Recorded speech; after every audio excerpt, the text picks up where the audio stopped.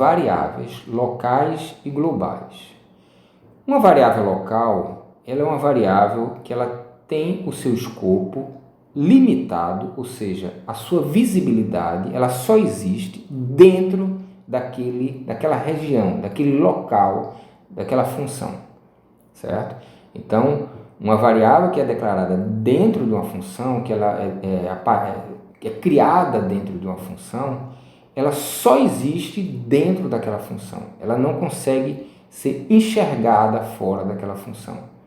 Então, toda operação que eu fizer naquela variável, imagine uma variável x, ela vai ter efeito somente no x daquela função, tá certo? Naquela variável local, a função. Se eu tiver uma outra variável x externa a essa função, se eu fizer uma modificação no valor de x dentro da função, como x é uma variável local, o efeito só vai ser visto dentro da função. O valor da variável x que está fora da função não é modificado, ok? Então, por isso mesmo é que eu posso definir uma variável local dentro da função com o mesmo nome, um nome exatamente igual ao nome de uma outra variável que está fora da função, certo? Então, posso ter duas variáveis dentro do meu programa com o mesmo nome, só que uma externa à função e outra interna à função. Essa interna à função é uma variável local e só tem efeito dentro da função.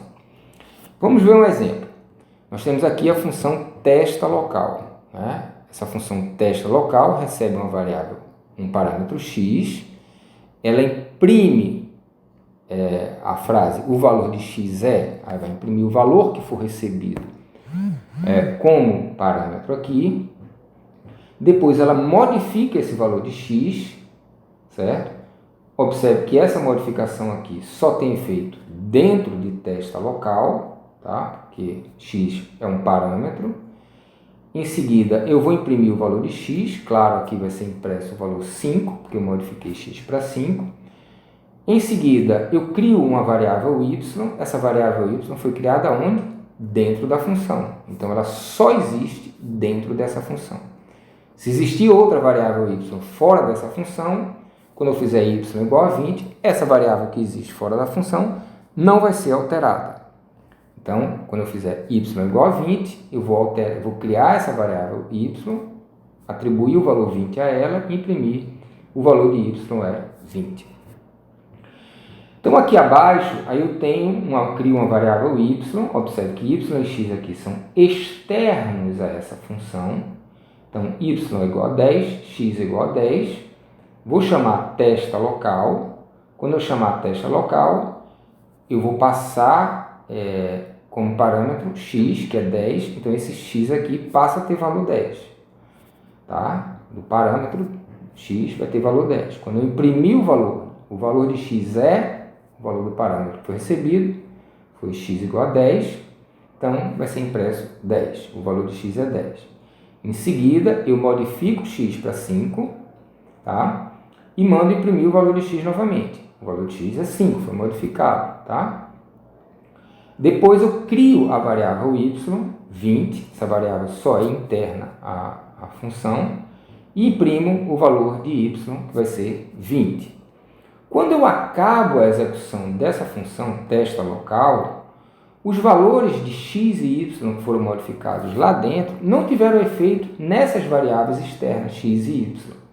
Então, quando eu imprimir x e y aqui, os valores que vão ser impressos vão ser 10 e 10, porque o efeito das modificações foram localmente definidas dentro da função. Ok? Por outro lado, as variáveis globais, elas são variáveis que são vistas não apenas dentro da função, mas em todo o escopo daquele meu código, tá bom? Então, nesse caso aqui, você tem a variável testa local, tá? Testa global, e aí eu utilizo esse comando aqui, global, tá certo? Para dizer que eu estou querendo referenciar o x global, ou seja, o x externo a essa função. E qual seria esse x? Olha aqui, eu tenho, antes da chamada de testa global, eu tinha um x igual a 10. Então, embora a testa global não receba nenhum parâmetro x, ele vai ter acesso ao x global, que foi definido externamente à função. Então, quando eu imprimir o valor de x, observe aqui, vai ser impresso o valor 10. Tá? Se eu fizer aqui x igual a 5, esse efeito vai ser só interno à função? Não, porque eu estou me referenciando ao x global.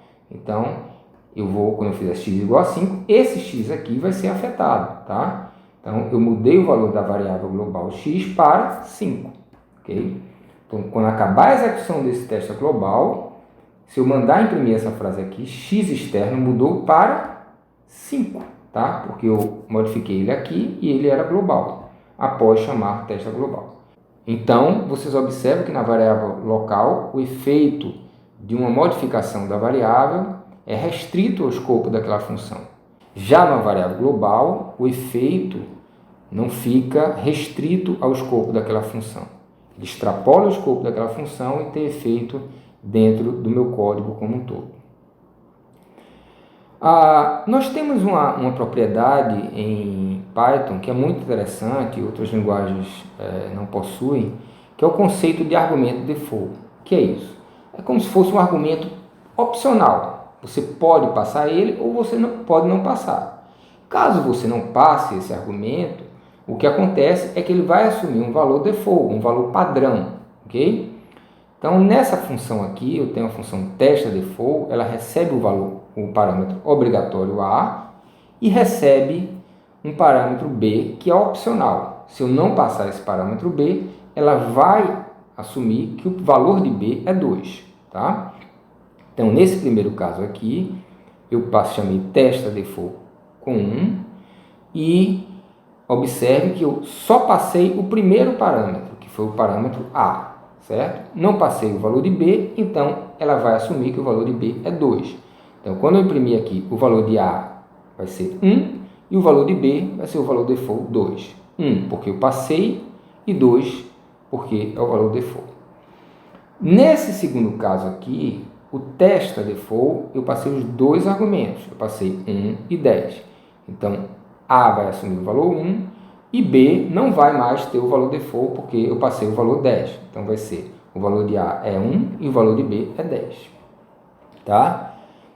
Esse conceito, ele traz associado a si um problema que é, já que o parâmetro é opcional, e se eu tiver mais de um parâmetro default? Como é que eu vou saber se eu tiver 10 parâmetros default?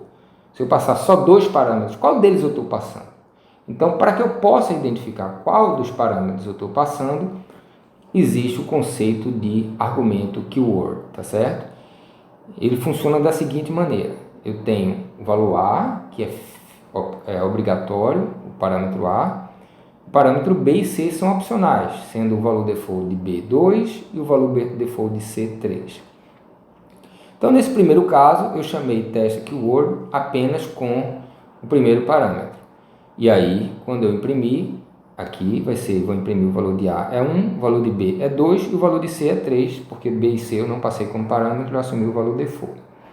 Nesse caso aqui, observe que eu passei o primeiro parâmetro, que é A, não passei o segundo e passei o terceiro, que é C. Então, eu tive que indicar explicitamente, tá certo? Uma palavra-chave aqui, dizendo que eu estou passando o terceiro parâmetro. Então, quando eu imprimir aqui, o primeiro parâmetro é 1, o segundo é 2, né, porque eu não passei, assumi o valor default, e o terceiro é 10, que eu passei aqui.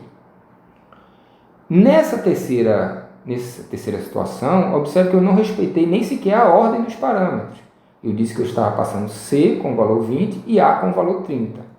E B eu não disse, então B vai assumir o valor default, que é 2. Então eu vou imprimir A 30, B 2 e C 20, tá? Porque o 20 é o valor de C, o A vai ser 30 e o B é o valor default. Então, aqui estão os resultados dessas 3 chamadas aqui, ok? Python tem um conceito também de variáveis, argumentos variáveis, a gente vai falar isso mais adiante, tá? E para finalizar esse vídeo, eu vou falar sobre o comando return, tá certo? Que serve para retornar o resultado de uma função, ok? Uma função ela recebe como entrada argumentos e gera como saída um resultado. Para que ela gere como saída esse resultado, eu preciso usar o comando return, tá? Essa minha função aqui, função máximo, ela vai receber dois valores inteiros.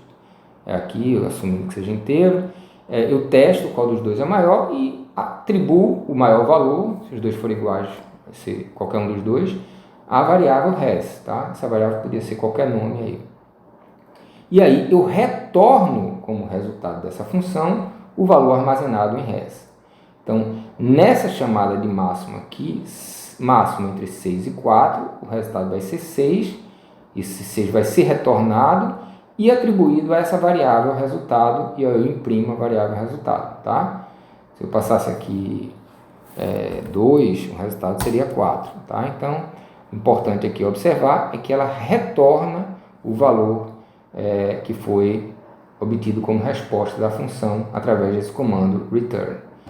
Uma coisa importante a dizer é que uma boa prática, embora Python ela permita você retornar valores de diferentes tipos, é importante sempre que você retornar o valor de uma função, procurar retornar o valor de um mesmo tipo. Então, se aquela função retorna um inteiro, em todas as situações ela vai ter que retornar um inteiro. Se ela retorna um string, em todas as situações ela vai retornar um string, tá? Para que mantenha a estrutura de tipos de maneira mais segura, evitando problemas de incompatibilidade de tipos durante a execução do código, né? Produzindo um código de maior qualidade. Então é isso, pessoal. A gente fica por aqui com esse vídeo de hoje, tá bom? Então até a próxima. Um abraço.